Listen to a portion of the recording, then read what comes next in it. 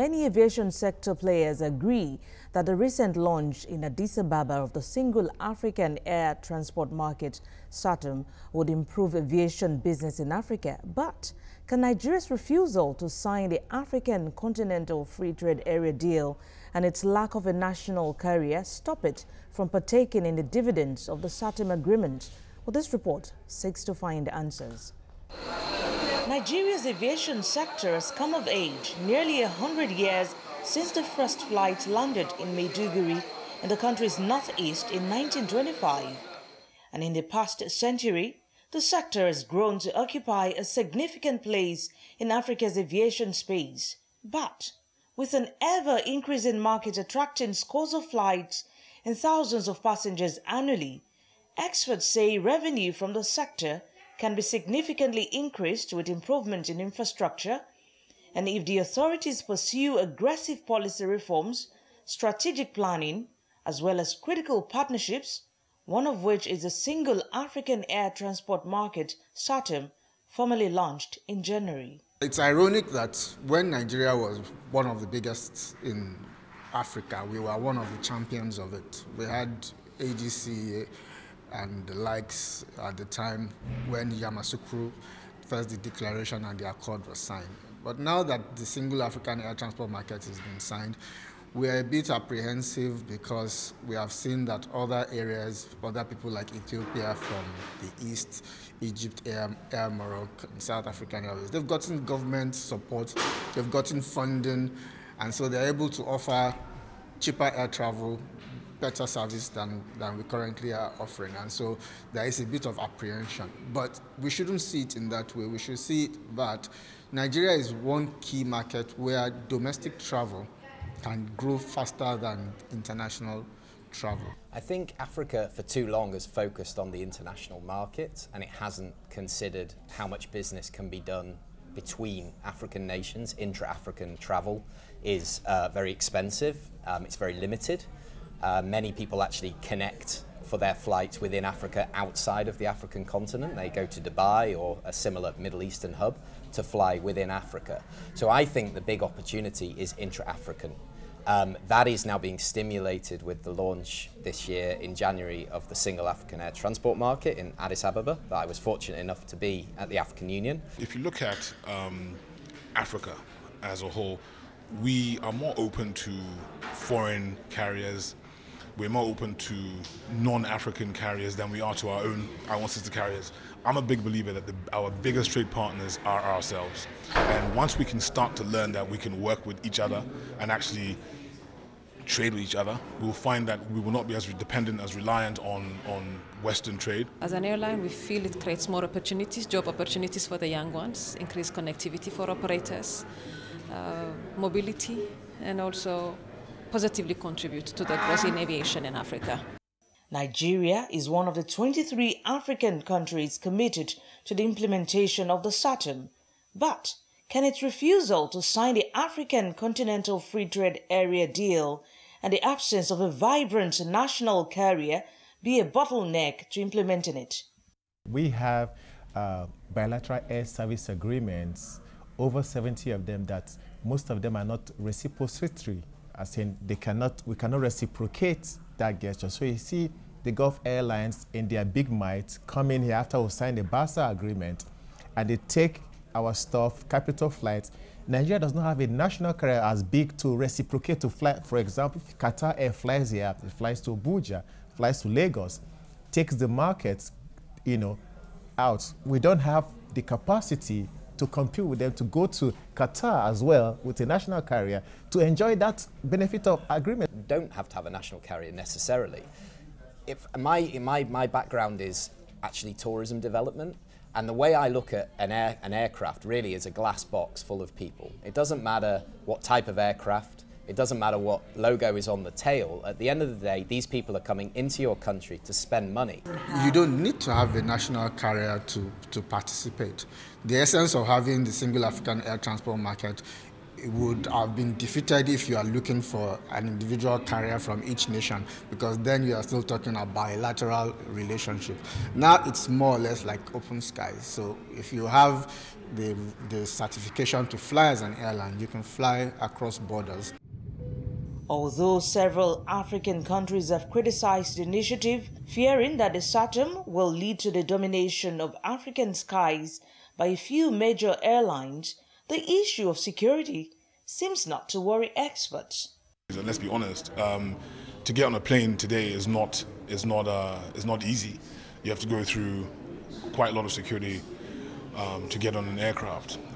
And so maybe I'm not understanding your question, but I don't see security issues. For me, it's to get to an airport to go through, especially in Africa, where we're like over the top. We don't have as much technology to assist us. It's manual checks, and it's quite tenuous to get through. So, from a security standpoint, I don't see any major risk. I am sure the concern will definitely look into this as we come into the execution.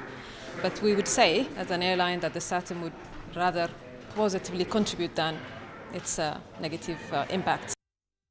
The single air transport market provides for full liberalization of intra-African air transport services in terms of market access, seeks to remove all restrictions on ownership, and postulates full liberalization and frequency of movement, tariffs, and capacity. It also provides eligibility criteria for African community carriers, safety and security standards, amongst others.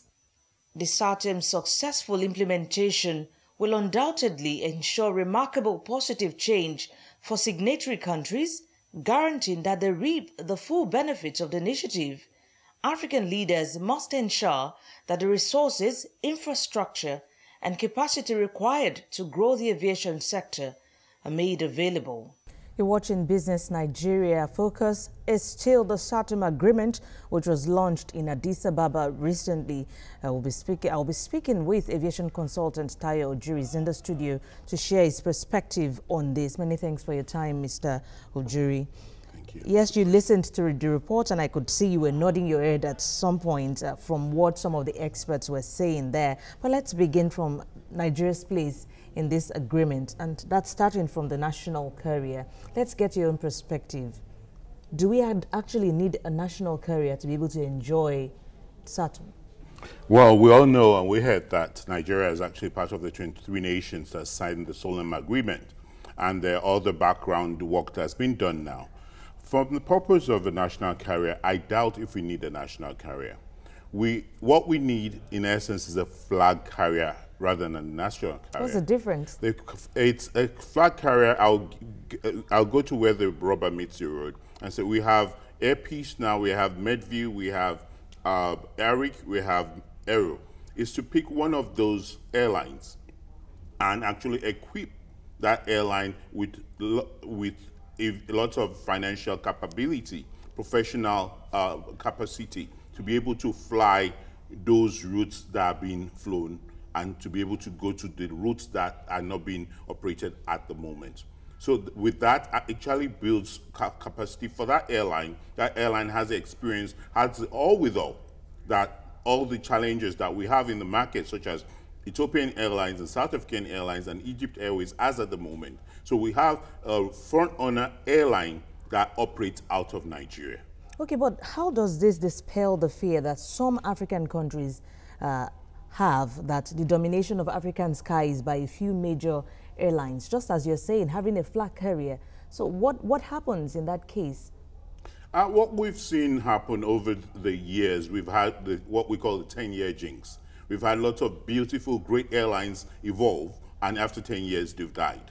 At the moment, Arik and Aero has been managed by Ancon. So what we should have is a policy system that actually operates and gives the airline the capacity and the financial all without. Secondly, the ownership structure and the corporate governance structure actually would help the airline grow.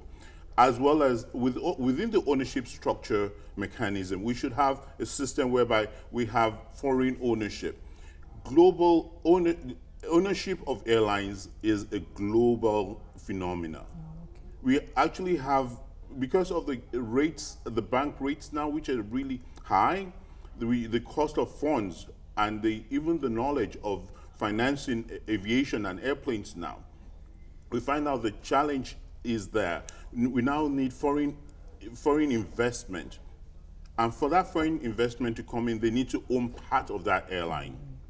With them bringing the foreign investment, they're able to actually put in technical expertise that's able to help us compete despite the infrastructure issues that we have in Nigeria. So with all that addressed, we're able to evolve to actually be within the competition radius for when SATA gets operational. Operational, okay. But Nigeria has not signed the Africa Continental Free Trade Area deal, and we have signed SATEM, we're part of it. So how does this work? If the Africa Continental Free Trade Area deal is supposed to promote trade amongst African nations, and of course we would need cargoes to be able to do that. So what's going to happen? Don't forget that it's all part of the Agenda 2063, and there are many parts of that rolling wheel, because obviously this is just one part of it. And yes, it's required, and it will actually ensure the free flow and effective implementation of SATA. However, what we see at this point is if SATA is on its own, as it is actually pushed and implemented, yes, you still have the need to move and the connectivity that's addressed, and the need to move goods and services faster than we do at the moment. The other addressing factor that positive factor that SATA would, even without the other part of it, is you find out that the investment into the aviation sector, we will be able to have foreign investment into the aviation sector, infrastructure will be able to blossom than it is at the moment. And we already have one thing that's going for us. We have the population, we have the strategic location. With that, and with SATA, we'll be able to actually, and that would endear to the fast tracking of the other process. All right, from what you have said and from what we have taken in that report, the positives far outweighs the negatives. Absolutely. In SATEM's deal. But there must be challenges. For example, the issue of security. We spoke to some of the experts and they seem not to worry about security issues. But how do we handle that area? For example, we could see Nigeria and you see the kind of security issues we're dealing with at the moment. So how do we handle that? Like every sector, and it evolves. And what we call, there's a risk, and it's to analyze what these risks are. The risk across the sector, and it's been able to analyze this risk, identify the risk, and mitigate this risk.